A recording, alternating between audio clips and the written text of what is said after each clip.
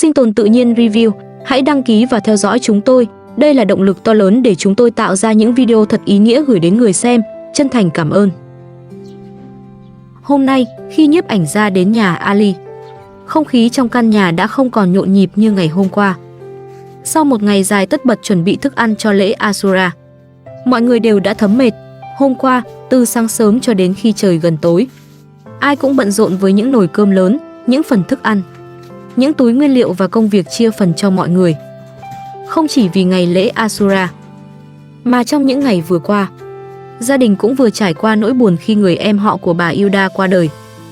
Vì vậy, mọi người đã nấu rất nhiều thức ăn, vừa để chuẩn bị cho ngày lễ, vừa để gửi đến người thân, hàng xóm và những người cần một phần cơm nóng trong những ngày nhiều cảm xúc này. Nhưng sau một ngày nấu nướng, căn nhà cũng để lại biết bao công việc cần thu dọn. Những chiếc nồi lớn, những cái chảo, những chiếc bát, chiếc đĩa đã dùng suốt từ hôm trước. Tất cả đều cần được rửa sạch, xếp gọn lại, để căn bếp nhỏ trở về với sự ngăn nắp vốn có. Ali bắt đầu công việc từ rất sớm. Dù là đàn ông, anh không hề đứng ngoài những việc trong bếp. Ali cẩn thận rửa từng chiếc nồi lớn, từng cái bát, từng chiếc khay đã dùng để đựng thức ăn. Anh không làm qua loa, bởi Ali hiểu rằng một bữa ăn lớn không chỉ cần người đứng bếp, mà sau đó cũng cần có người ở lại dọn dẹp tất cả những gì còn lại. Có lẽ đó là cách Ali thể hiện trách nhiệm của mình, không phải bằng những lời nói lớn lao, mà bằng những việc nhỏ mà nhiều người thường không để ý. Rửa sạch một cái nồi, xếp lại một chiếc bát, dọn lại căn bếp sau ngày đông người. Những việc bình dị ấy nhưng lại khiến một mái nhà có cảm giác ấm áp hơn. Sau khi dọn rửa bát đĩa xong, Ali vẫn chưa thể nghỉ ngơi. Anh lại bước ra khoảng sân trước nhà, nơi chiếc bể bơi đã được anh cùng bà Hilda làm suốt nhiều ngày qua. Từ lúc mới chỉ là một khoảng đất trống, đến khi phải đào nền, xử lý chống thấm, lát gạch và sửa lại từng góc nhỏ, chiếc bể ấy đã lấy đi rất nhiều công sức của Ali. Có người từng cho rằng nó không cần thiết. Parisa cũng từng phản đối chuyện xây bể, bởi trong lúc cuộc sống còn nhiều thiếu thốn, bỏ tiền và thời gian cho một chiếc bể bơi dường như là điều không phải ai cũng có thể hiểu. Nhưng với Ali, đó không chỉ là một bể bơi, đó còn là nơi chứa nước để tưới cho khu vườn nhỏ, là một nguồn nước dự phòng cho căn nhà. Và nếu sau này bọn trẻ đến chơi, đó cũng có thể là nơi để chúng vui đùa, để tuổi thơ của chúng có thêm một ký ức đẹp giữa những tháng ngày người lớn vẫn còn quá nhiều nỗi lo. Sau một thời gian dài cố gắng, chiếc bể cuối cùng cũng đã được hoàn thiện. Gạch trong bể đã lát xong, những phần quan trọng cũng đã được xử lý cẩn thận. Hôm nay, Ali và bà Hilda chỉ muốn làm sạch lại thật kỹ, quét đi bụi xi măng, rửa đi những vệt đất còn sót lại, kiểm tra từng góc nhỏ, để khi nước được đưa vào bể, mọi thứ đều gọn gàng và sạch sẽ. Bà Hilda đứng cạnh Ali. Dù bà vẫn thường đau lưng, dù hôm qua đã bận rộn cả ngày với việc nấu ăn, bà vẫn không nỡ nhìn Ali làm một mình. Có lẽ giữa hai người, không cần phải nói quá nhiều, chỉ cần thấy Ali cúi xuống làm việc, bà lại muốn giúp anh một tay, hay đơn giản là để nhắc anh nghỉ tay một lát. Bởi căn nhà này không chỉ là của Ali, mà còn là nơi hai bà cháu đã cùng nhau gìn giữ qua từng ngày vất vả. Trong khi Ali và bà Hilda làm việc ngoài sân, Parisa được ở trong nhà. Bởi cô đang mang thai, Ali không muốn cô tiếp tục làm những việc nặng nhọc. Anh chỉ bảo Parisa ở trong bếp nấu ăn, chuẩn bị một bữa cơm đơn giản và nghỉ ngơi khi cảm thấy mệt. Có lẽ Ali hiểu rằng dù giữa hai người vẫn còn rất nhiều mâu thuẫn, thì sức khỏe của Parisa vẫn là điều anh không thể bỏ qua. Một lúc sau, Ali và bà Hilda làm xong rồi bước vào nhà. Nhưng ngay khi nhìn thấy Parisa, Ali nhận ra gương mặt cô có vẻ mệt mỏi hơn bình thường. Parisa nói rằng cô cảm thấy không được khỏe. Câu nói ấy khiến Ali lập tức lo lắng. Sau những lần trước Parisa từng không muốn chia sẻ nhiều về tình trạng của mình, Ali càng không dám chủ quan. Anh đề nghị đưa cô đi khám bác sĩ.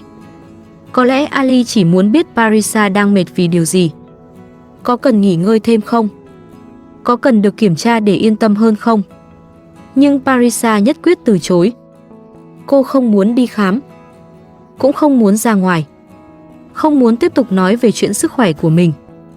Có thể cô đang quá mệt, có thể cô cảm thấy không thoải mái khi mọi người liên tục hỏi han, hoặc cũng có thể cô chỉ muốn được ở một mình trong căn nhà, không phải đối diện với bất kỳ lời khuyên hay câu hỏi nào. Ali nhìn vợ. Anh vừa lo lắng, vừa bất lực, bởi anh không thể ép Parisa đi khám khi cô không đồng ý. Nhưng anh cũng không thể xem như không có chuyện gì xảy ra. Cuối cùng, Ali quyết định tự mình ra ngoài mua một ít đồ ăn cho Parisa. Có lẽ anh nghĩ rằng, dù cô chưa muốn đến bác sĩ, thì ít nhất cô cũng cần ăn uống đầy đủ, cần có thứ gì đó dễ ăn hơn, để cơ thể không thêm mệt mỏi. Trước khi rời đi, Ali nhờ bà Hilda ở lại chăm sóc Parisa. Anh bảo bà để ý đến cô, đừng để Parisa phải ở một mình khi đang không khỏe. Rồi Ali bước ra khỏi nhà. Ngoài sân, chiếc bể bơi vừa được làm sạch vẫn nằm lặng dưới ánh nắng. Bể đã hoàn thiện, căn bếp cũng đã được dọn gọn sau ngày lễ. Nhưng trong lòng Ali dường như vẫn còn nhiều điều chưa thể ổn định. Anh luôn cố gắng sửa sang căn nhà, nhưng có những điều không thể chỉ giải quyết bằng sức lực, không thể chỉ sửa bằng xi măng, gạch đá hay những ngày miệt mài làm việc. Đó là sự thấu hiểu, là cách lắng nghe nhau, là việc hai người phải cùng học cách đi qua những ngày mệt mỏi mà không làm tổn thương nhau thêm. Và có lẽ lúc này, điều Ali mong nhất không phải là căn nhà đẹp hơn, cũng không phải chiếc bể hoàn thiện hơn, mà là Parisa sẽ sớm khỏe lại. Và trong căn nhà nhỏ này, mọi người có thể tìm lại được một chút bình yên sau quá nhiều ngày đầy tiếng cãi vã và bất an. Một lúc sau, khi căn nhà của Ali vừa trở lại yên tĩnh sau những giờ phút bận rộn, bên ngoài cánh cổng bỗng vang lên tiếng gõ cửa. Parisa vội vàng bước ra mở cổng. Có lẽ cô nghĩ đó là Ali vừa đi mua đồ trở về, nhưng người đứng trước cửa lại là một người phụ nữ lạ. Đó là người vợ thứ ba của Karim. Vừa nhìn thấy cô ta, Parisa đã lập tức cảm nhận được sự bất thường. Người phụ nữ ấy không hề tỏ ra thân thiện. Cô ta bước vào sân với thái độ lạnh lùng, thậm chí có phần ngang ngược. Parisa muốn hỏi rõ cô ta là ai, muốn biết vì sao cô ta lại tự nhiên tìm đến nhà Ali. Nhưng người vợ thứ ba của Karim chỉ đáp bằng giọng đầy thách thức. Tôi là ai không liên quan đến cô. Tôi đến đây để tìm Ali. Tôi có chuyện riêng cần nói với anh ta. Câu nói ấy khiến Parisa khựng lại.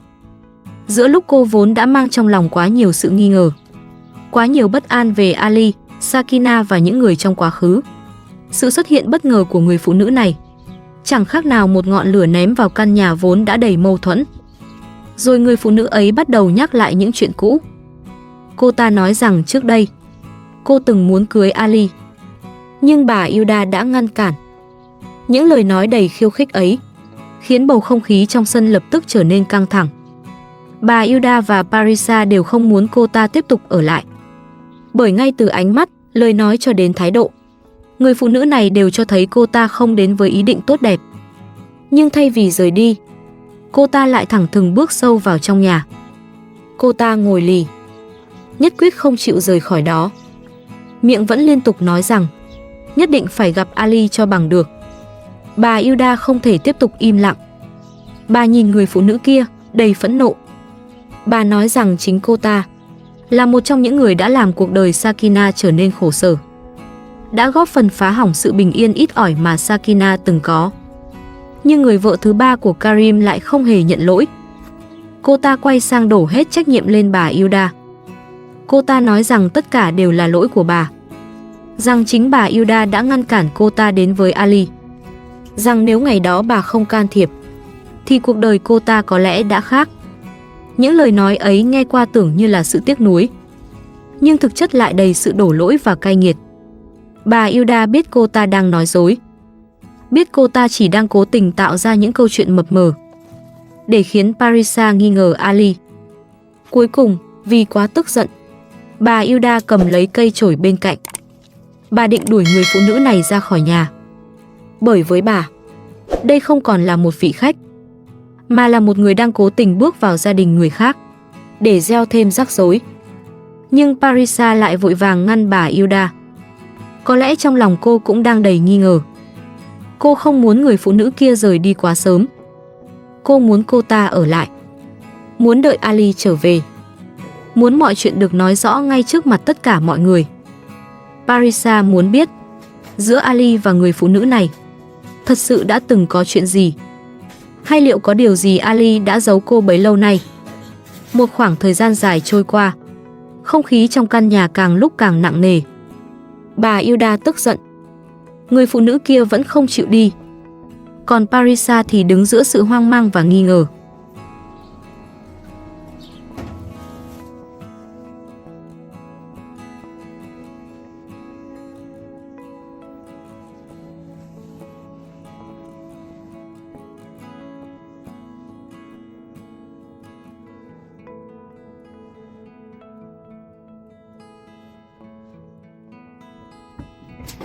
Cho đến khi Ali xách đồ trở về nhà, anh vẫn chưa biết chuyện gì đang xảy ra ở bên trong. Trên tay còn mang theo những món đồ ăn vừa mua cho Parisa. Nhưng vừa nghe có động tĩnh, Parisa đã bước nhanh ra ngoài sân. Cô không hỏi han, không giải thích, cũng không cho Ali cơ hội kịp hiểu chuyện gì. Trong cơn tức giận, Parisa tát mạnh Ali một cái. Rồi cô ném cả những món đồ anh vừa mua xuống đất. Ali cũng không thể giữ được bình tĩnh. Trong cơn nóng giận, anh đã lớn tiếng mắng Parisa. Parisa càng đau lòng hơn. Cô quay người chạy thẳng ra khỏi nhà. Dù vẫn còn cảm thấy vô cùng oan ức, anh vội chạy theo gọi cô trở về. Có lẽ Parisa không chỉ đang ghen. Cô đang sợ. Sợ Ali có quá nhiều người phụ nữ trong quá khứ. Sợ mình chỉ là một lựa chọn tạm thời. Còn Ali, anh cũng đang bị dồn vào một góc.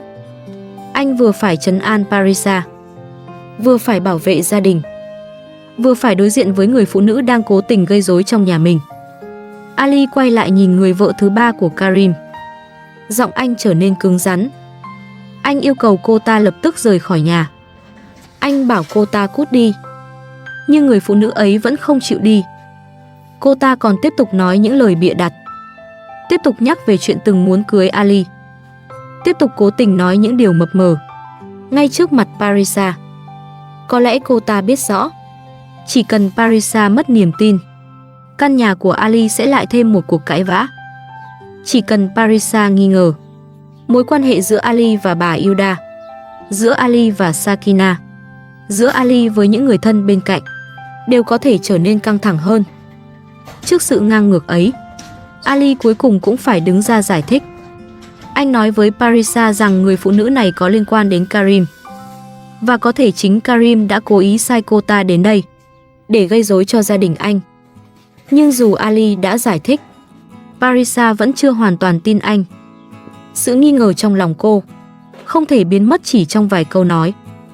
Bởi Parisa đã mang quá nhiều tổn thương, đã quá nhiều lần cảm thấy mình bị đặt sau Sakina, Hakan và những mối quan hệ trong quá khứ của Ali.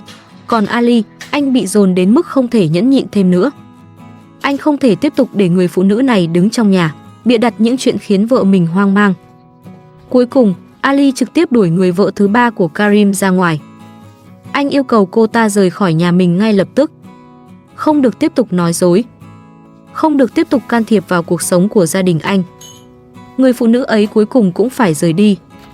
Nhưng khi bóng cô ta khuất dần ngoài cổng, căn nhà không hề trở lại bình yên. Bởi lời nói có thể đã dừng, nhưng nghi ngờ vẫn còn. Parisa vẫn chưa thật sự nguôi giận. Ali vẫn mang trong lòng sự bức bối và bất lực. Còn bà Hilda có lẽ chỉ biết thở dài. Bởi bà hiểu rằng có những người không cần phá nhà bằng tay. Chỉ cần vài lời nói ác ý, vài câu chuyện được dựng lên đúng lúc, cũng đủ để khiến một gia đình rơi vào những ngày đầy giông bão. Cánh cổng đã khép lại. Người phụ nữ gây rối đã đi.